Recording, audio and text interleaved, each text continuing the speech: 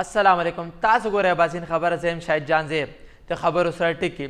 خیبر پښتونخوا د احتجاجي مظاهرو په وخت کې معطله شوي 800 اذان بیرته بحال شول. د پی ټی آی احتجاج په اسلام آباد کې د رینجر او اف سی تعیناتي کولو فیصله. خبرو تفصیل.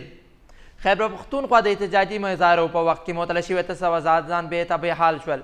په خیبر پښتونخوا کې د احتجاجي مظاهرانو په وخت کې معطله شوي 800 اذان بیرته بحال شول. محکمه تعلیم په دې حوالې سره نوټیفیکیشن جاری کړی دی. په بحال شوي اذانو کې د کرک بند داودشاه تحصیل 324 تخت نصرتي تحصیل 281 او د کرک تحصیل 195 اذان شامل دي. دا ټول هغه اذان دي چې پرایمري سکولونو د بندولو په خلاف 15 ورځو لپاره احتجاج کړی او دې وجه نه د سکولونو تعلیمي سرګرمۍ نه متاثره شوي وو. د دې عمل په جواب کې د محکمه تعلیم د اذان مطلع کړي او خو وسې فیصله وکړه چې هغه بیرته بحال کړه.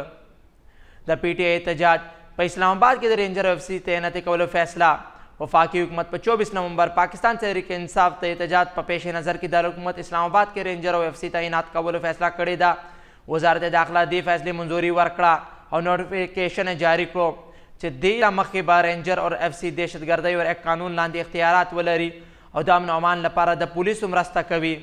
اسلام آباد پولیس هم د احتجاج خلاصون لپاره خپل اقدامات پورا کړی دی.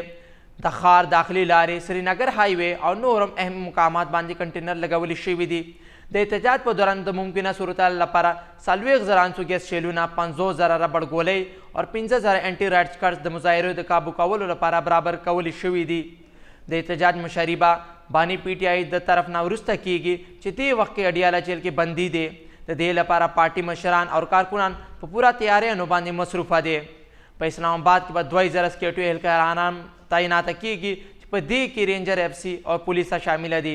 له یوې خوا پولیس د پی ټی آی خلکو خلاف کریک ډاون شروع کړی دی او له بلې خوا د پی ټی آی خلک ویلي چې د خپل کپتان تر خوشي کېدلو پورې به خپل احتجاج نه مؤخره کوو.